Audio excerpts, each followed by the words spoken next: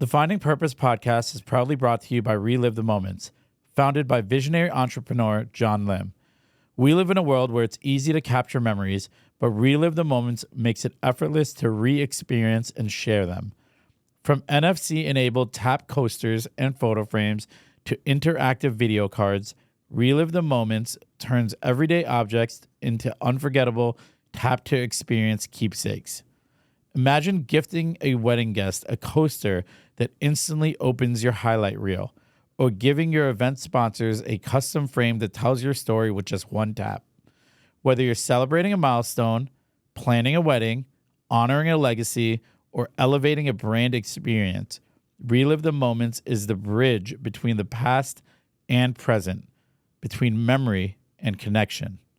It's not just a product, it's an experience.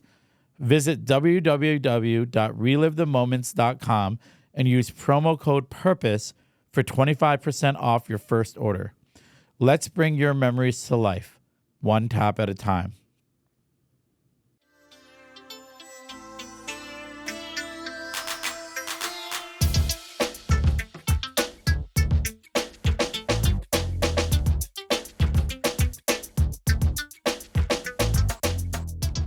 Hey everyone, welcome to the Finding Purpose podcast. I'm your host, Adam Vora, and I'm so grateful to have you here. This podcast is all about exploring the journeys of incredible individuals, people who have faced adversity, found their purpose, and are now making an impact in their communities. But it's also about my journey. Over the years, I've faced my own obstacles, moments of doubt, and struggles with identity. Through it all, I found my purpose in giving back, creating a space where people can detach from the negative emotions and stigmas they may associate with their own stories, just like I did with mine. Here, we have real conversations about growth, resilience, and transformation. Whether you're searching for direction, striving for personal development, or simply looking for a place to feel seen and understood, this is for you. So if these conversations resonate with you, don't forget to subscribe, leave a review, and connect with us on social media. Now let's dive into today's episode. What's going on, everyone? Welcome back to the Finding Purpose podcast. I'm Adam, and I'm so grateful you're here. Whether you're listening on Apple Podcasts or watching on the official YouTube channel of the Finding Purpose podcast, your support, every follow, review, and share means everything as we continue building this community rooted in authenticity and impact. Last week's conversation with John Mendez was a masterclass in digital storytelling, personal branding, and staying grounded while scaling your voice. If you're a creator or entrepreneur trying to keep up with today's pace, that episode is a must listen. Now today, we're heading into the quantum realm, but in the most grounded, powerful way. I'm beyond excited to welcome Kammie Kobyleski, or as you might know her, Kammie K. She's an intuitive business coach, the creator of the Muses of the Multiverse Oracle card deck, and the host of the Interspace Station podcast. She's also a quantum creative who blends strategy with soul, helping women shatter internal glass ceilings and align with their highest selves. From radio broadcasting and luxury brand marketing to higher education and entrepreneurship, Kammie's journey is anything but ordinary. Her work lives at the intersection of communication, intuition, and transformation, and she's on a mission to help others expand into their truth. And on a personal note, she also happens to be my sister-in-law, married to my best friend Stevie, so this one hits close to home, like in the best way possible. So I'm super grateful to have you here. It's really cool that you guys are moving from Arizona to the East Coast, so you're gonna be relatively closer. Yeah. And I don't really ever think I had an opportunity to sit down with you and hear your story. Right. I've heard bits and pieces. Yeah. But it really, anytime I saw you, we were like going out to dinner or, driving to Sedona when we came to visit you guys, Right. which was like an amazing experience. So maybe we could just start there. Okay. Yeah. Well, where do you want? What do you want me to start with? So like, your early life, like where'd you grow up? And, I know you moved around. Mm-hmm. So let's talk a little bit about that. Yeah. Well, I grew up in the Midwest. So I was born in Cleveland, raised in St. Louis in the suburbs. and went to college in St. Louis, moved to Dallas, Texas, working in the luxury wine and spirits industry. That's when I worked in event marketing.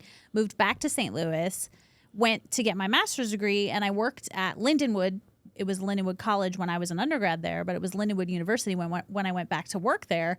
And I went to work thinking, oh, I'll get them to hire me to do recruitment and admissions because I was an alum, and I know they like to hire alums, right? And I'll get my master's degree for free and I'll move on. I ended up staying 7 years. Wow. Got my master's degree, was teaching full-time in the communications division by the time I left. And then I left there, moved to Arizona, lived in Phoenix for 8 years, worked at a marketing agency for a little bit there, but then I got a job at Arizona State University. So I kind of continued on in higher education from there. And I worked in the W.P. Carey School of Business. So I was a career coach for MBA students for 5 years. And then I worked for the dean of the business school for 1 year. And then she put me in the Center for Entrepreneurship for the final 2 years that I was there. So that was really exciting. And it was a lot, but that's where my burnout really hit. And I got really sick. So the last 2 years that I worked there, I would take naps under my desk. The fatigue was so bad. And I didn't know that I had permission to say, like, I need a time out. I need to go home. I need to rest. I need to take care of myself. So I ended up having to take medical leave for, I don't know, a couple of months. And I was diagnosed with Crohn's. So my body was like falling apart, deteriorating. I wasn't absorbing any nutrients. And for 2 years, I didn't know why. That's like a whole side story, side quest, trying to figure out what was wrong with me. And then I met Steve kind of right at the tail end of that. Okay. And part of why we left Phoenix and moved to Prescott was because my intuition was telling me that I had to continue to slow down to heal. So I would be at my stand-up desk at ASU, and I would see in my mind's eye, like in my third eye, I would see like a neon sign, and it would say SLOW. And I was like, okay, I need to slow down. Cool. I'll slow down my extracurricular activities. And then I would still see SLOW. And I was like, oh, I think I need to quit my job. And I was like, well, I'm single and I have a mortgage. Steve and I were dating at the time. How am I going to pay my bills? And then I would keep seeing this slow down. And I was like, oh, I actually need to leave Phoenix because Phoenix is such a massive city, and the frenzied pace of like, even just to get to the grocery store, you know, and the heat. So once I put it out into the universe, like, show me how this is going to happen. Within 2 months, quit my job at ASU, shut down my life in Arizona, sold the house, moved to Prescott. And then I worked for a community college there for several years, Yavapai Community College. And Steve and I bought a house in Prescott and made it through the weird 2020s, continued to heal, and then that's where the Muses of the Multiverse was born. I knew that I would start stepping into this work again because I'd gotten coaching certification back in like 2005 while I was working at Lindenwood.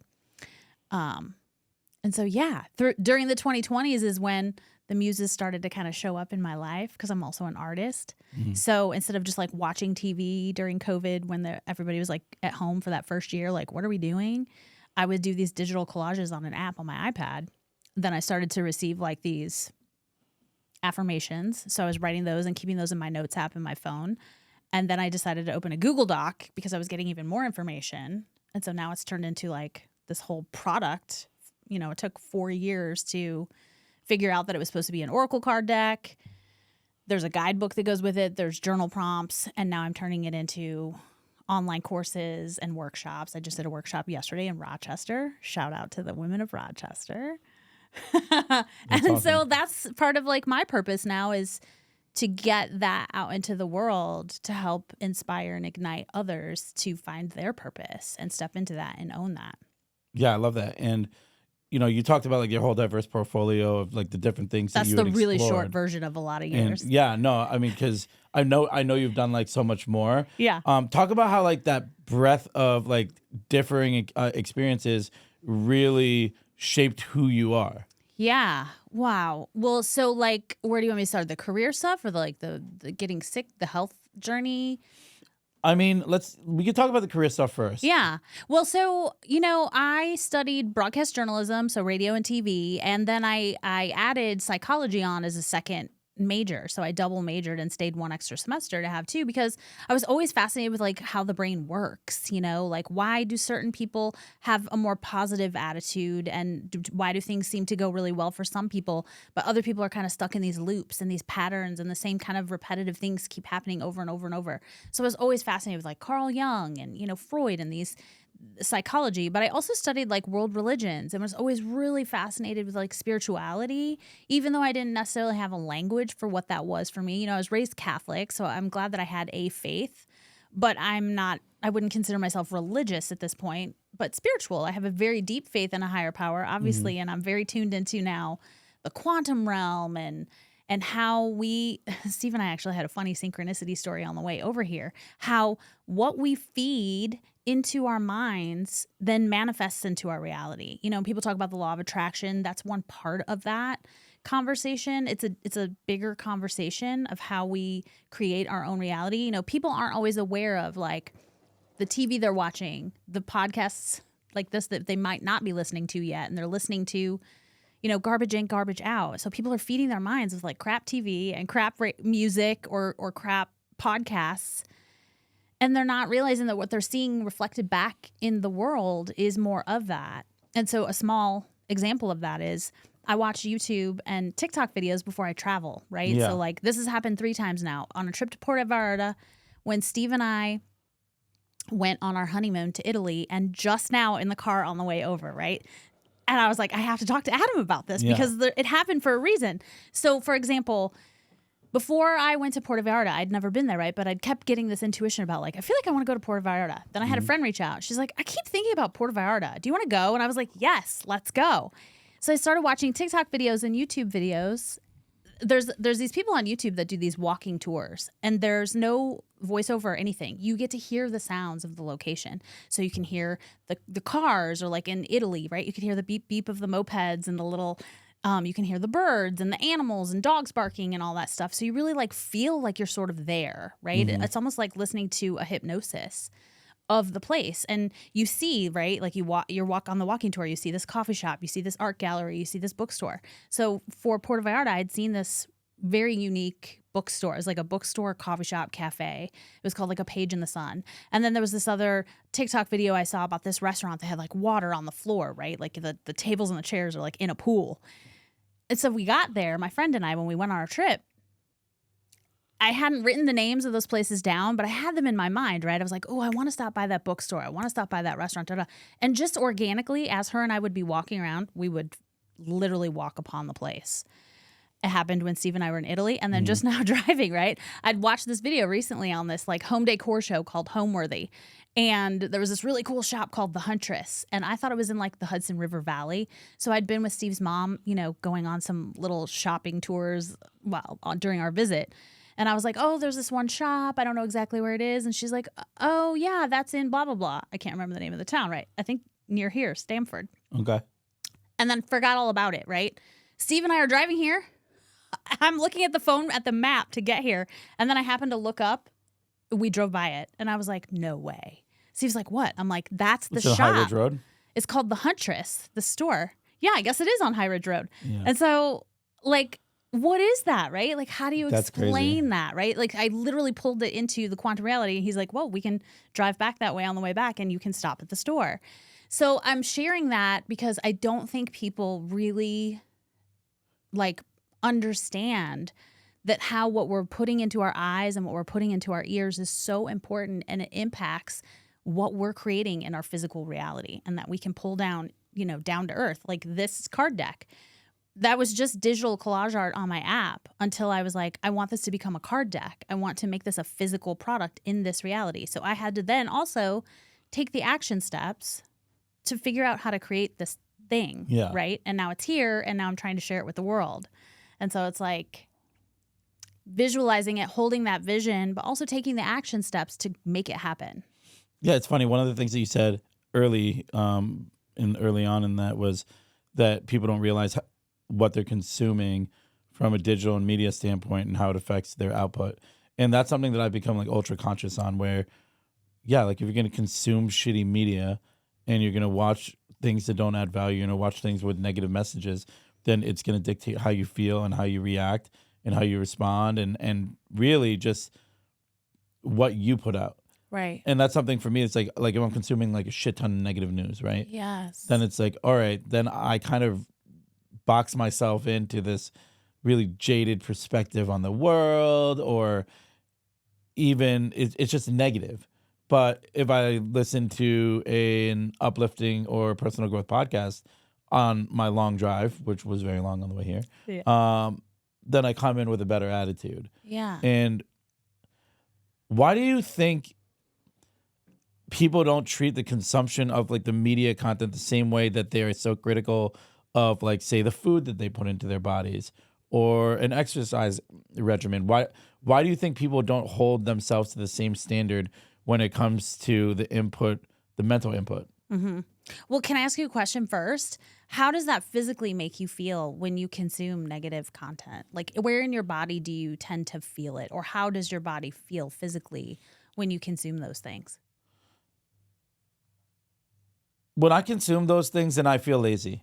You know, like if I get into a place where I'm just like doom scrolling, as I like to call it, or just sucked into some crazy news coverage, it's, you know, in the whole scheme of things, doesn't affect my day to day, or hasn't yet. Maybe it will one day. As of right now, it hasn't. But when I kind of get sucked into that, then I get lazy. The motivation kind of drops. And obviously with, you know, the doom scrolling, you know, it's an estrogen hit, not estrogen, dopamine hit, definitely not estrogen hit.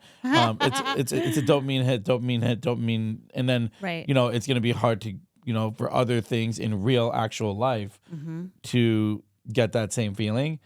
But it's so funny because I think that when people are so used to just scrolling for the dopamine hits, then they don't really experience joy in those day-to-day interactions where they otherwise could have. You know, does that make sense? Totally. Yeah. Well, also because they're not being present in their actual life. They're looking at their phone. So it's interesting because how I feel and how I think a lot of people feel, right? You end up feeling anxious. You can feel depleted energetically. You can feel heavy.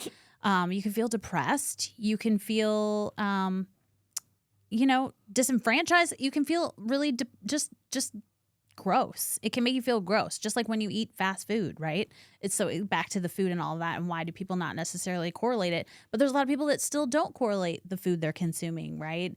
And moving their bodies and what they're drinking, you know?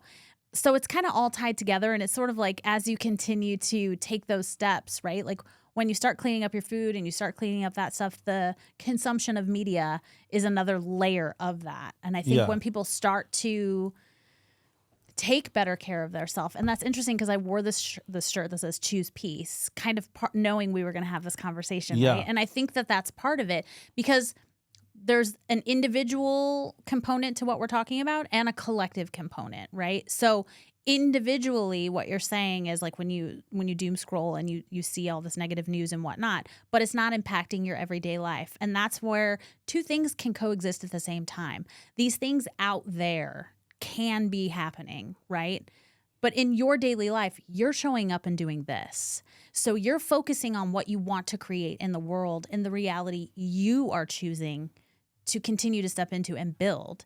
And that's what I'm stepping into with my purpose, right? Is like, I want people to focus more on the things we want to create. So we're cultivating new leaders in a new way, right? The old way is clearly burning down, whichever side of any lines you're on, right? Like, I'm not here to get snarled in that conversation because it's going to do its own thing because it's like its own entity, right? But collectively, if people are focusing on, we'll just say a zombie show, right? Like that outcome. That's how we can collectively manifest these outcomes into our reality. So it takes us individually choosing peace, and that's peace within ourselves first.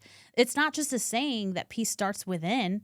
It literally does start with one person. So sometimes I think people can be like, oh, are you an activist? Or are you showing up to protest? And it's like, my activism is this work. This is where my energy is best spent. It's not best spent on the street. There's other people that's their form of activism, and that's for them to do. That's not for me to do. Mine is to stay in my lane and do my things. to continue to ignite and spark other people to do their things. So I think there's like an individual component, and that individual component then vibrates out a different frequency. And if each individual starts lighting up in that way, then our collective outcomes change. Yeah. That is what quantum manifestation and quantum reality is. Well, it's so funny because I can relate that to like my recovery journey and being in a 12-step program. And, one of the things that we always say in recovery is that the only thing you can change is yourself. And the change obviously change comes from within and all of that. But, the desire to control so many other things in the universe, and most of the time it's other people. Yes. And people become obsessed with trying to change other people, particularly if they love them. Yes. And particularly if, they are close with them in some sort of way, whether it's also in a professional setting, whether it's in a family setting, whatever the means romantic relationship. Yeah. And oftentimes it's the lack of acceptance for the other person for who they are. Right. And the lack of willingness to really look within and see, hey, like, what could I change about myself to be a little bit more tolerant of that other person so that we together can collectively get better. And, in my 12-step program, it's very much the same thing where it's like we work on ourselves, we join together, and we get sober together. Yeah. Because collectively we could do this, but we've proven in our individual stories that alone we can't. Right. And with that kind of principle and applying that to kind of everything that I do, it's really opened up a lot of doors, both professionally, both with my relationships with people who, particularly my dad, who like we've always butted heads and, I never thought would be where it is now.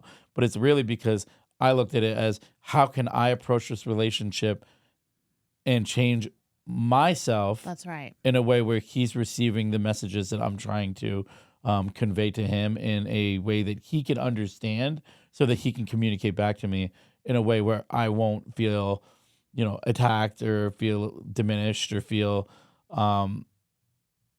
annoyed, frankly, Right. So, Triggered. but like you don't get there in one day.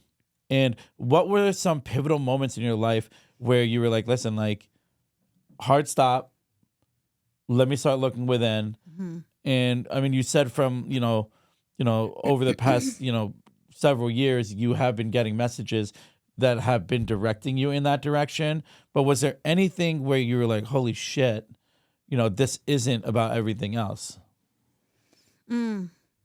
So many good things. I know. I'm like, which way do I go? Well, the one thing I wanted to I'll put a pin in your question for a second, but back to some of the things that you were talking about. Steve and I like to say we're connected but not attached, right? We're connected to people but not attached. We're connected to what we want and desires, goals, whatnot, but we're not attached to the outcome, because that's where I think people can get stuck too, is it has to look this way. And we see, especially with women, we can hyper focus. It's the control, because typically it's a trauma response from childhood, right? We were in an environment where we didn't feel safe. And so trying to control whatever's happening plays out typically in work and relationships, right? So that's where I saw a ton of it. I actually, in my master's program, I can't remember the name of the book. I think it was called the Dysfunctional Organization, but it was a really powerful exercise that our instructor had us write. We had to write a whole paper on. The premise of the book is that you play out in your work and in your career, you're drawn and attracted to work in organizations where you play the same role that you did in your family of origin. And it's actually, right, how you heal. Because if you're pulled into that same, it's kind of like the game, right? The game is designed for you to show up and play the same role until you figure out, I don't want to repeat the same thing. And that's what I started to become conscious of it back then, right? I kept being in this helper, keep the peace, which is what you're saying. It was always focused on calming everybody else down, keeping everyone else calm, right? But then that's how I got sick, because it was about taking care of everybody else and trying to foresee what was going to happen, that I could help solve something for them. And it was Were you a fixer?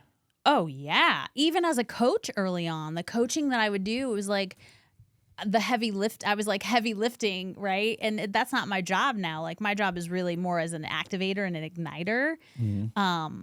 to help people catalyze their own transformation. So back to what was maybe a pivotal point for me. I mean, I think it was turning 50. So I'm a little older than Steve. And he and I talked about this on the way over too, right? Like a lot of people say, oh, that happens at 40. But at 50, you're looking at the numbers, and especially having gone through a massive health crisis, you know, from, we'll say 45 to 50. It's like, if not now, when? Like, when am I going to do the things that I keep talking about doing? And it's like, you can either keep talking about it or you can be about it. And you have to like make that choice. But right now at this point in my life, let's say if I have 15 years till retirement, right? 65. What do I want to do with those next 15 years? I don't want to wake up at 65 and go, I didn't do the things. I kept talking about doing these things and I didn't do them. So like, if not now, when? Like it's either time to lean all in or stay in that repetitive pattern of like, you know, thinking someone else is going to come solve my problems or some job is going to be the answer to my things. And it's like, it's not. I also know I have more wisdom to put out into the world than I ever can through being an employee for someone else. Like that's just not what I'm here for. And the more I trust source, divine power, God, whatever you want to call it, right? The more I trust and become a channel for that, right? Using me and this packaging, the way I look and my voice, the way we're communicating on this podcast, and now it's going out and being broadcast to whoever else hears this, right? So, yeah. I think I lost my train of thought. No, you did great. But one of the things that I wanted to kind of circle back to, because you said that a lot of the reasons, the thing that restricts us from really looking inwardly and harnessing that power, like quantum, God, whatever you choose to select, is that the trauma from a young age, which puts you in a pattern, right? That, you know, doesn't allow you to really fully, you know, envelope within yourself. What were some patterns from your childhood that you saw had played that role in kind of hindering you to really just leaning into your purpose, and how did you work through them? Well, I mean, without getting into like the environment that it was, and it was for a lot of people, like generationally, there's just kind of things that happen, right? So for me, it just made me want to like always like keep the peace, calm everybody down, and we see that in corporate all over. Like corporate is just sort of that. Capitalism is set up that way, right? Work Do you harder. have a big family? I mean, I have a sister, but like in my, you know, my core family, but I have like cousins and, you know, bigger family spread out all around, whatever. But it was just, me and my sister at home. But you know, the dynamics were just such that you know, all of our parents have had their own thing, right? It's that generational thing that happens and is kind of passed down. So they did the best they could with the tools they had from their own childhood and the way they were, right? So it's not to like bash them by any means. It's just, I interpreted what was going on as like, oh, I caused this person to behave that way. So then you don't realize, right? It's like you're wearing goggles or glasses, right? So then it showed up a lot in romantic relationships, right? Where you think if someone's behavior it changes, like maybe they show up one time, you go on a date and they're like super outgoing and connected and everything feels great. And then the next time they're like quiet, cold, or aloof. You're like, what did I do? What did I say? Do I not look right? Da-da-da.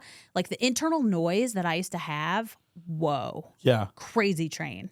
You know, and then it would be that way at work where it's like I was always trying to like, you know, like overcompensate and be like, oh, I'll give me more. I'll do more to show that if I work harder, that I'm the best. Or like, I remember, like, I look back fondly at this former version of myself, right? Because she was so cute. She just wanted to do a good job, right? She was very people pleasery and she wanted to be liked. So like being in a meeting, right? And there's, you know, a conversation happening about a thing and maybe there's a brainstorming happening and it's like, I always wanted to have the best idea and the brightest idea. I'm the smartest or I'm the funniest or whatever insert it is for anybody, right? That was how it was for me, where it was like, I wanted to always like, I wanted to lead, but in a way that is not how I lead now. Exactly. Right? Yeah. You know, one of the things that you said, and I love that you said it because I think it indicates the highest form of forgiveness, frankly, is saying that my family did the best that they could with the information they knew and with the circumstances they had. And that's something I say about my parents also. I mean, there were things that happened throughout my childhood that, I know had long-term effects on me. But at the end of the day, now, like, I've come to a place where it's like they made the best decision they could in that moment. And, Absolutely. that's all we could do. We can't turn back the time. We can't go back and revisit those places. Then you also talked about that internal monologue. And, going back to what we were talking about earlier, that's what happens also when I get into the doom scrolling Yes. and when I get into the negative news and when I get into just any negative input, that voice gets louder. That internal monologue that's negative, that internal monologue that is having me compare myself to other people's journeys, that internal monologue that's saying, hey, why aren't you there yet? And it feeds that. And when that voice is louder, I'm not productive. Right. So for me, a lot of it is being grounded in the present, grounding in, hey, what can I change about myself? How could I communicate my message clearly? And then that good voice is louder. And that's really, I think, should be everyone's ultimate goal. And, as a coach, what are some tools that you try to instill into your clients so that the negative self-talk is diminished and that positive, we can do it, let's look internally for the tools voice is louder? Yeah. Oh my gosh. Such a good recap of a lot of stuff we talked about. So in the Muses of the Multiverse Oracle card deck, what's interesting is there's journal prompts that go along with each of the things. But what I'm still learning the deck. Like the deck, the more I interact with it, is my own wisdom reflected back to me through the deck, right? So there's one called Be Your Own Main Character. And this is actually all the tools that I've ever learned in all of the years that I've coached, right? It's like the best of me is in the deck to go teach others. So if someone literally did a card a day, there's 42 cards, and did the journal prompts in a journal, like your life would be transformed. Now, I'm going to be building courses out and there's one-on-one coaching that we can do and whatnot. But when thinking of that, right? Be your own main character. What does that look like? Steve and I, again, talked about this on the way over. It's taking the actions. So he said something about people always talk about fake it till you make it. And it isn't really faking it.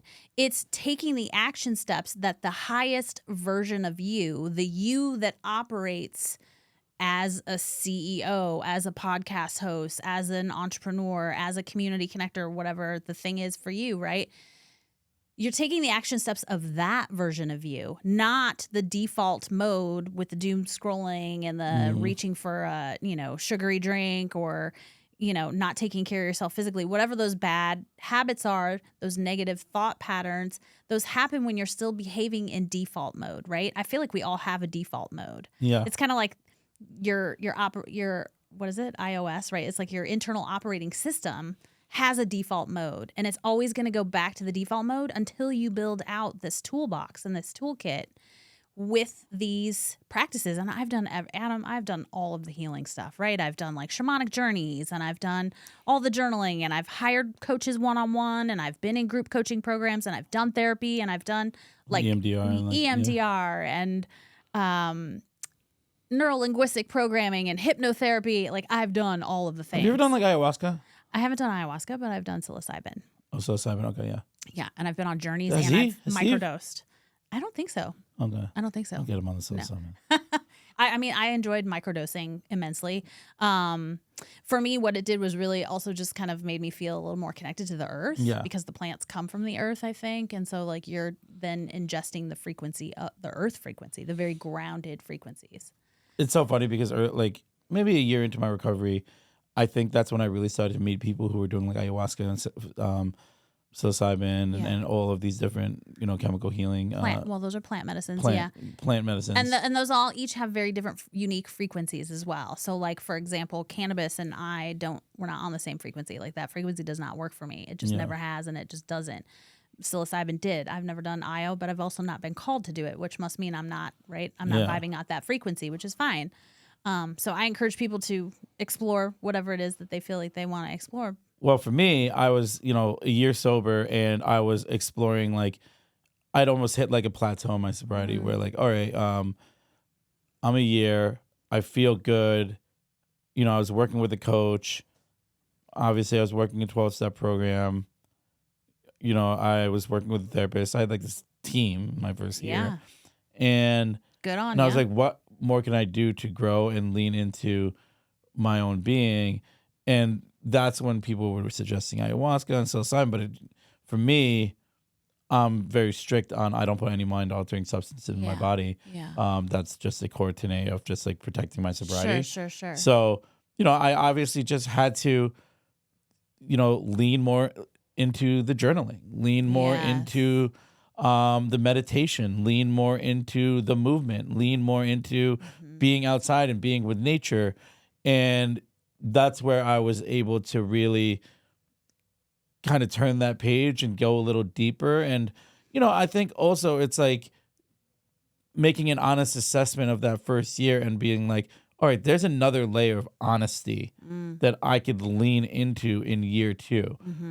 And that's, I think the core fundamental when it comes to maintaining long-term sobriety is being honest with your interactions and being honest with your intentions. Yeah. Quick break to shout out our sponsor, Relive the Moments. Founded by John Lim, they're redefining how we share memories. From tap-to-play photo frames to interactive coasters, they turn ordinary objects into powerful, shareable experiences. Perfect for weddings, events, or milestone moments. Relive, reconnect, reimagine. Check them out at www.relivethemoments.com. Now back to the show. But it's funny. I kind of want to bring Claudio into this because I've already picked the card out, but I'd love for us to do a demonstration with Claudio, and we're catching him off guard right now. He's like, what are you talking about? Claudio, grab your mic. Let's get you involved, bro. Because she did this for me. We were out to dinner, and she asked you to select regarding a topic in your life, whether it's a relationship, whether it's career, whether it's whatnot. But CV's Finding Purpose debut, we're gonna get you in here, bro. I'm a little nervous. I can't lie. No, it's gonna be great. So it's all right. If it why doesn't don't go, you explain it? Because I think this is super cool for my audience to kind of experience. Yeah. And for Claudio. I guess if it doesn't go the right way, I'm just gonna clip all this out, right? No, there's nothing No, we're not clipping. I negative. think it's gonna be fun. There's nothing negative about Okay. it. So, well, first of all, this is the Muses of the Multiverse Oracle card deck. So I'll hold this. So, yes, some people have asked, like, how did you come up with this? And it's like, well, I didn't come up with it. It came to me through me, right, from divine guidance. So it's the Muses of the Multiverse Oracle card deck. If you're not familiar with an oracle card deck versus a tarot card deck, this is not based on the tarot. These are 42 muses is what I call them, right? But they're 42 versions of my higher self.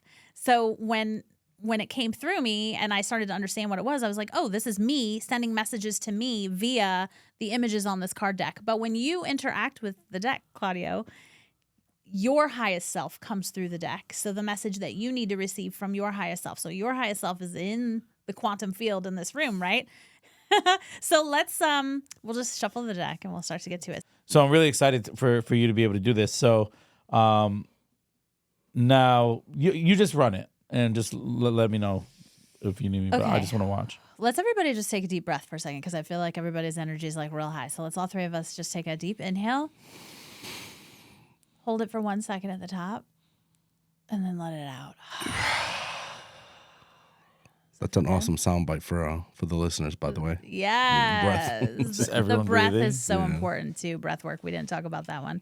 Okay, so let's just ask. Well, is there a specific topic area, business, relationship, creative project, or do you just want your higher guidance to just send you some wisdom?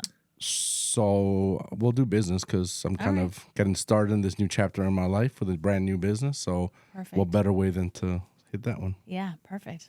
So we are asking Claudia's highest self in the form of the Muses of the Multiverse to send us some information that he might need to hear related to business, career. Why is Adam staring at me like this? It's making me Because nervous. I'm so excited for this. It's making me nervous.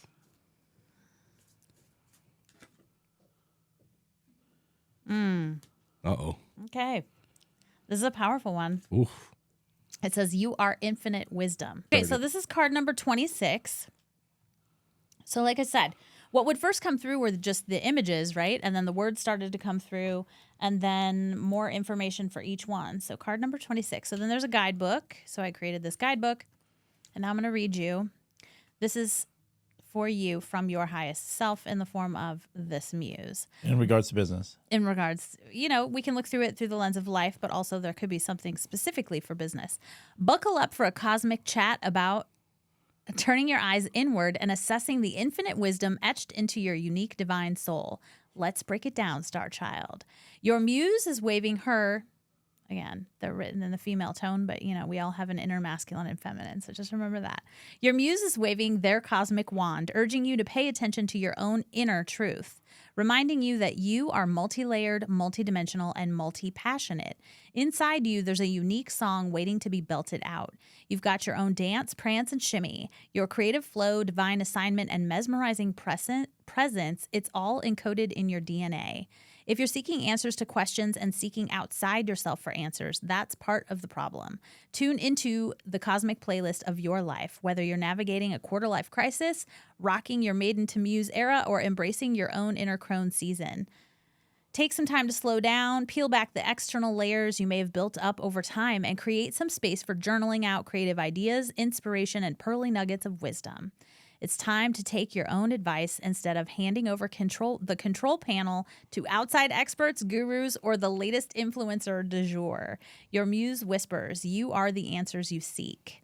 Ease into your own organic rhythm, let go, and let your cosmic goddess soar. So I'm not sure if that resonates at all for you. Is there a place in business that you're seeking outside counsel, perhaps, or thinking that you need another certification or another course or another coach or someone? Is that maybe happening a little? So number one, it was beautiful. Number Thank you. two, it was very well written, so it does make you feel good just listening to it. Do I resonate with it? I do. There are parts. I mean, this is, like I said, this is a new business for me, and it's a new business adventure, venture, journey, whatever you want to put on the other side of this. This is something that I didn't do for the last 20 years in my career. So this is a very new thing to me. So yes, I do look for the guidance of everyone and anyone in my circles that cares about me, that I feel that cares about me. So I am, in a way, not seeking validation, but seeking advice, seeking to see, because this is new territory. For 20 years, I did something completely different. So I didn't necessarily need as much validation or advice on that side, other than, from here or there. It was harder to give it to me. Whereas here, with this is brand new to me. So I'm always constantly trying to lean on somebody who's willing to give me some wisdom, some advice, and trying to figure it out. So it does resonate with me some. Yeah. So I guess I don't have to listen to them anymore. Adam, I'm not listening to you anymore. From this point forth, I'm doing me. That's what it sounded like. Well, there's a couple of journal prompts real quick that I just want to share with you. And then, offline, we can talk about this if you want to go deeper later. But I encourage people to usually get a notebook when they get this deck and start doing these journal prompts in that. So one is, what inner knowing are you feeling but perhaps resisting? Is your intuition telling you to leave your job, relationship, or community? Journal out a few inner nudges that you've been getting but resisting. So is there something that's coming up for you that maybe you're resisting? No, not necessarily. I guess maybe, if I had to think really, really deep on this, maybe losing that need to be validated by others.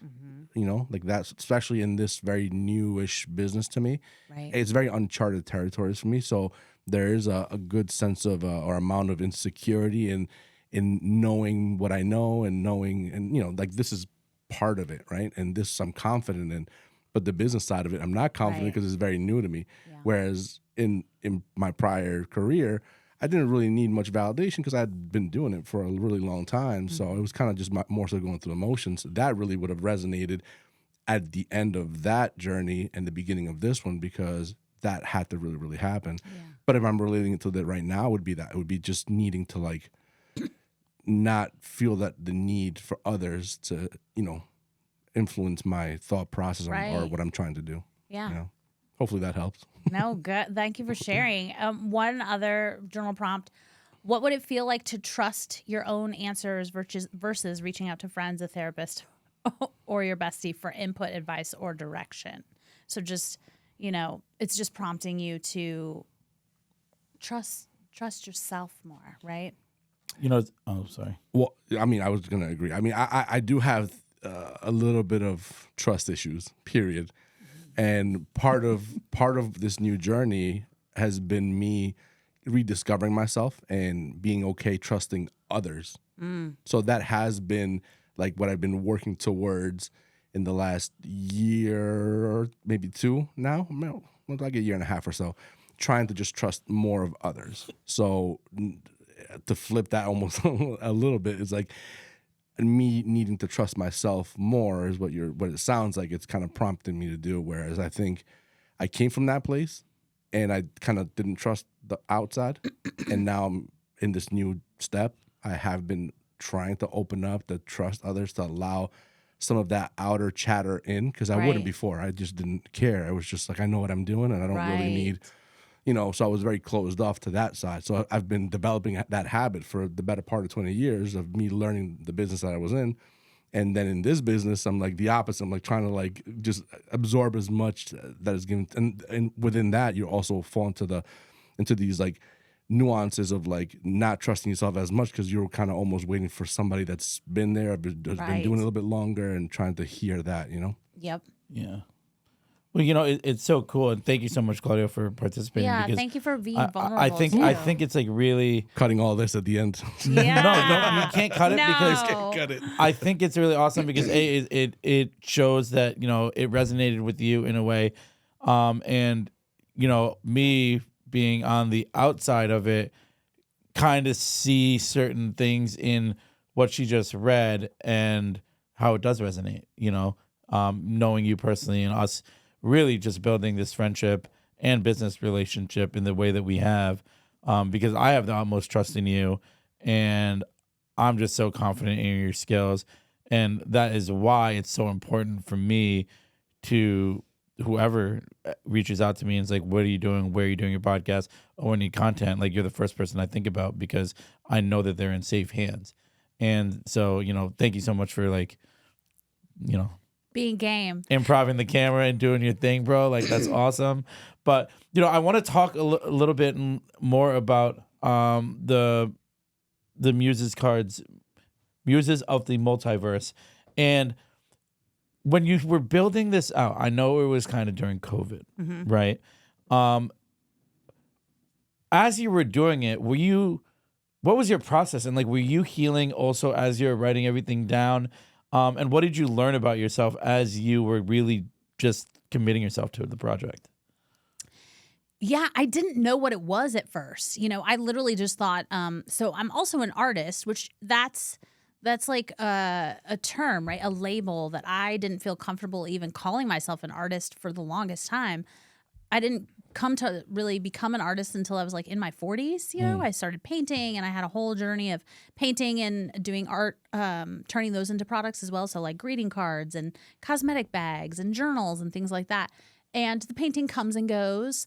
So I hadn't been doing any art for a while, right? And then COVID happened.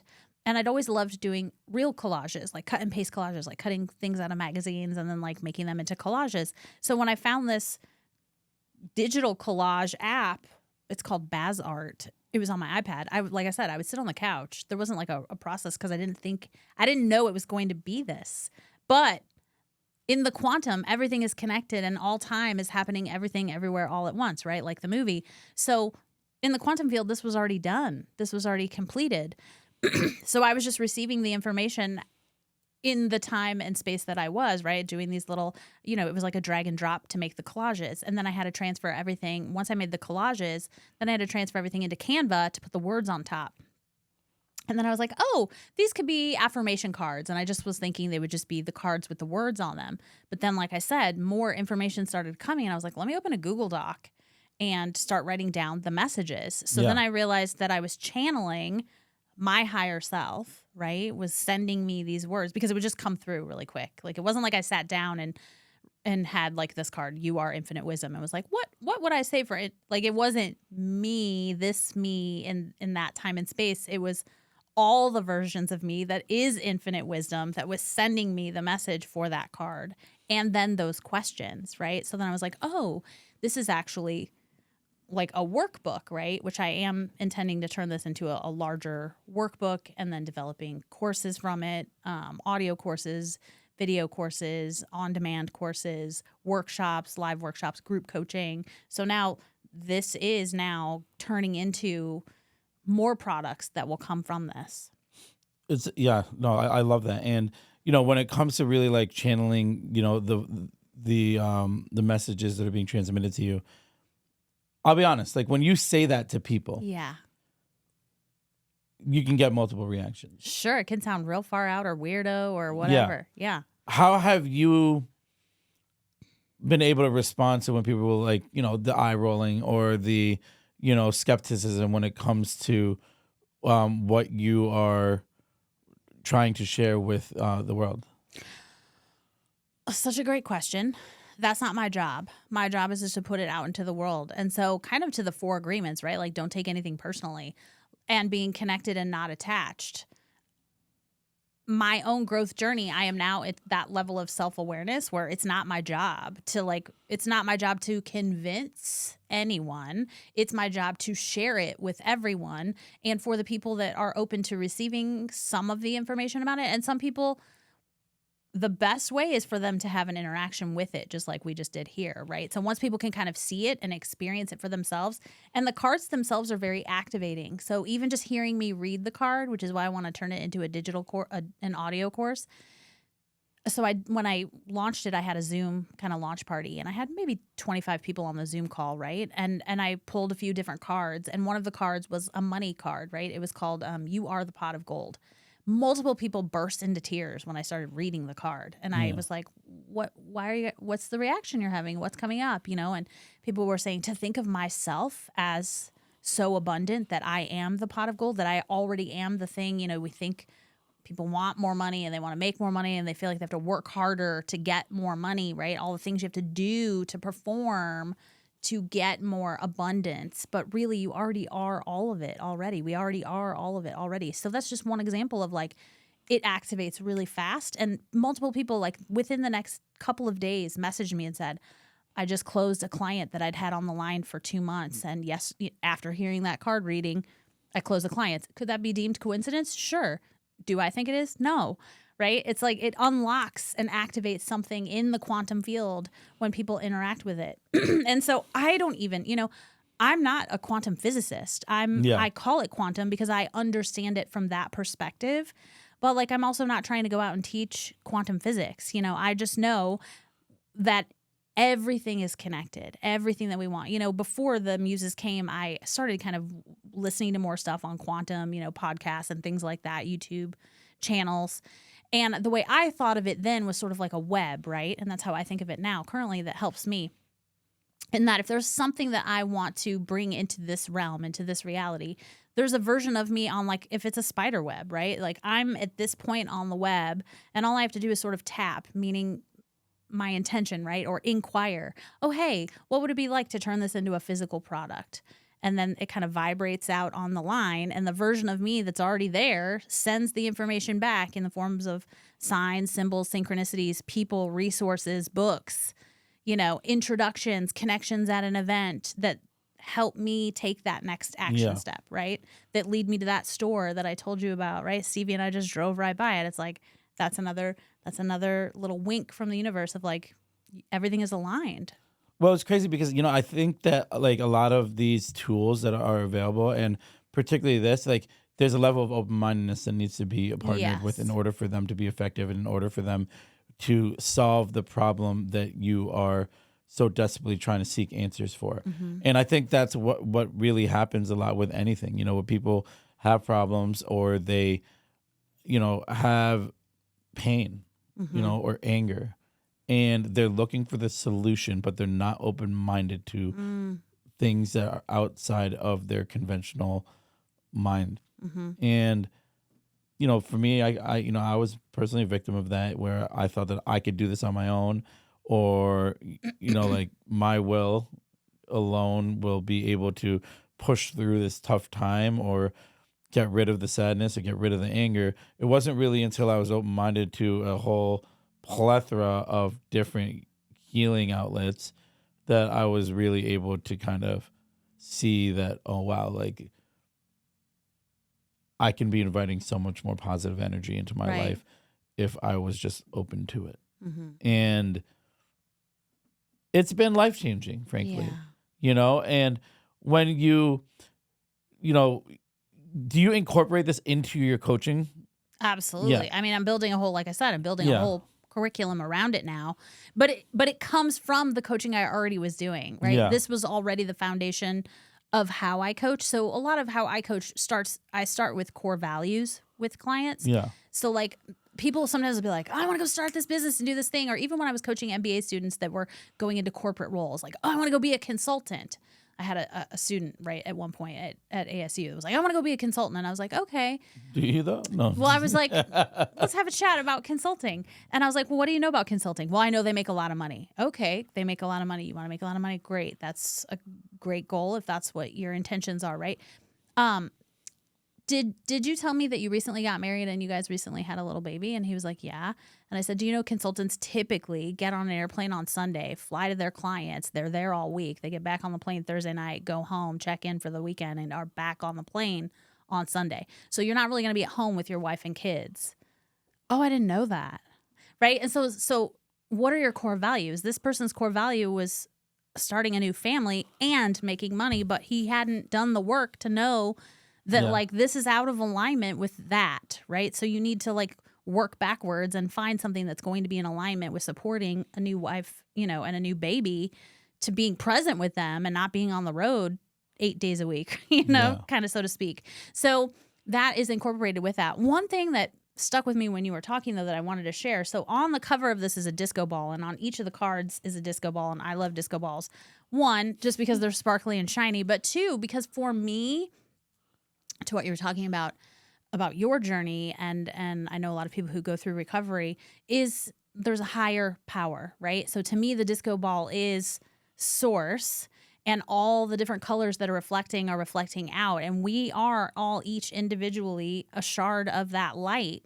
So we have that divine within us, and so that is the power that I go back to, right? It's not about me, it's about how does the divine want to operate through me? And that is what fuels my fire, because then it isn't just about me, Kammie the human. It's how does the divine work through me, Kammie the human, right? Yeah. So I am a representative, right? Like I work for God, I guess you could say, Yeah. but in a like it doesn't have to be in a religious type of a way. It's just that I work for source. I work for the higher power, and my highest self is connected to that higher power. So that's where I take, I guess, sometimes Steve and I say we're standing by for further instructions. So people would say, well, you guys said you're selling your house and you're going to move. Where are you moving? And we're like, well, we don't know exactly. What do you mean you don't know exactly? Like we operate really differently because we are open to receiving the divine guidance. People call it intuition, right? We call it intuition, but to me, it's highest self, which is connected to the power, the source, right?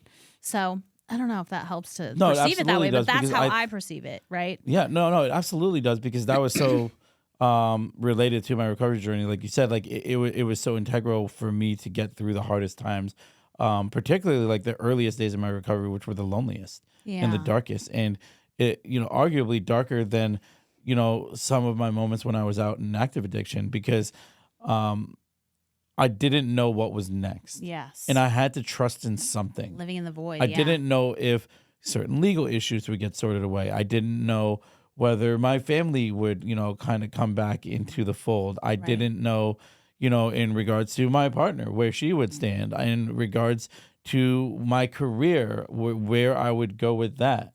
And a lot of it was kind of, you know, they say letting go and letting God. Mm-hmm. And that's what I had to do. And, you know, in those moments throughout these past almost 3 years, when I have tried to take the reins back from him, I wasn't happy, or I was irritable. I was discontent. I was, you know, in a not peaceful place. So for me, it's really just trying to pursue inner peace, which I think aligns well with what you're trying to instill both in your clients and in the way that you and Steve lead your lives. Because once you have that internal peace, you're in a very trusting space, you know, where whatever's going to happen is going to happen. And everything is perfect because that's God's will. Right. And it's funny because I kicked off this year with an episode entitled literally Everything is Perfect. And it was taken from an episode that I did with my friend Neil Bakshi, who is just a spiritual beast. He is, I believe, out of the Jay Shetty School of Coaching, and he does amazing things, but he's very grounded in his spirituality. And he said that in that podcast, and I couldn't stop thinking about it for months, because when you have that layer of acceptance where everything is perfect, even if you don't think it is, it is, because that's why it played out in the way that it did. And don't get me wrong, I struggle with it sometimes. There are days that I'm more accepting than others. Obviously, the car ride down, it was an hour and a half. Yes. I could kick and scream and think about it, but I bitched about it for a little bit, and then I put on a positive podcast. Right. And I just got here, and everything played out the way it did. And I'm super grateful for that. I want to talk about 3 fundamental principles that my audience can embrace now that would cause some positive change in their life. I mean, I think number one, like I said, getting back to identifying what are, first and foremost, what are your core values? So a core value is a guidepost. So a lot of times you'll hear people say, well, I value my family and I value my friends and I value my community, but that's not a core value. So I do an exercise, and I've done workshops with, students at all the colleges that I've taught and private clients, where I tell people to think of it as 4 corners of a picture frame, right? So if from today forward, when we identify your core values, you're framing the new vision for your life. What are those 4 words? So we get them to distill that down to 4 words. So it's an exercise we go through and we distill it down. Mine are truth, beauty, spirit, and love.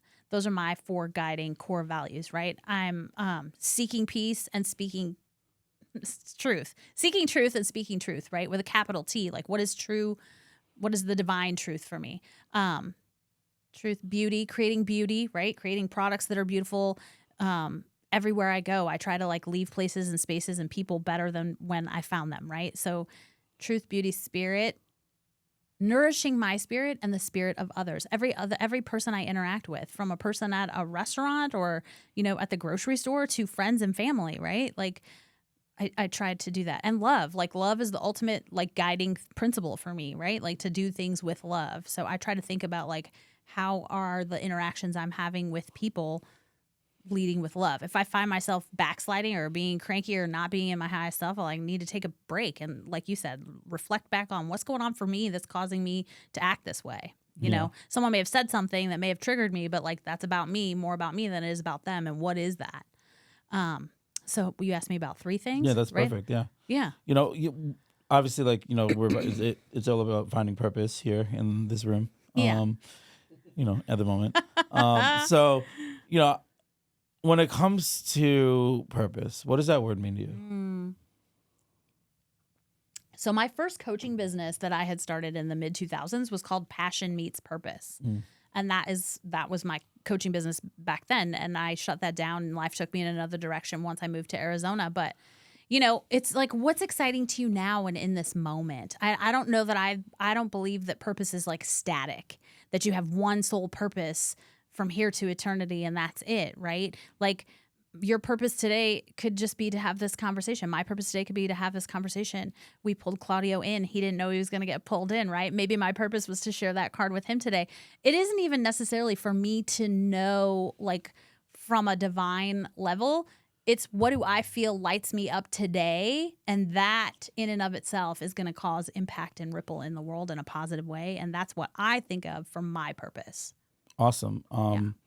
You kind of covered a lot of it, but I'm still going to ask the question. What advice would you give to somebody on that journey of finding purpose?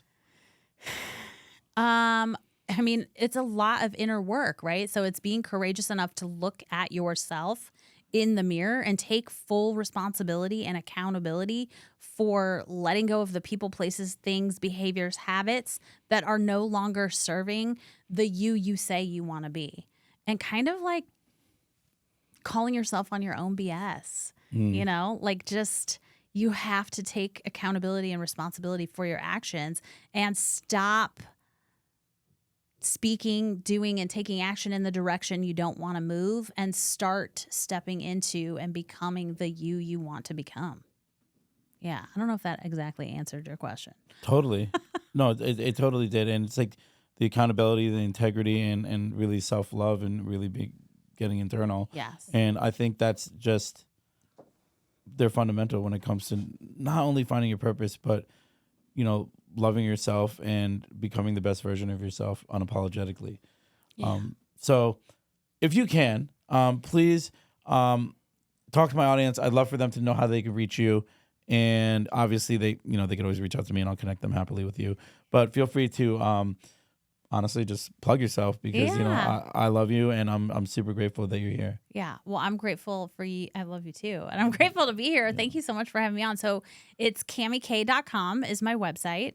They can find me at Instagram at KammieK.com. So KammieK.com on Instagram.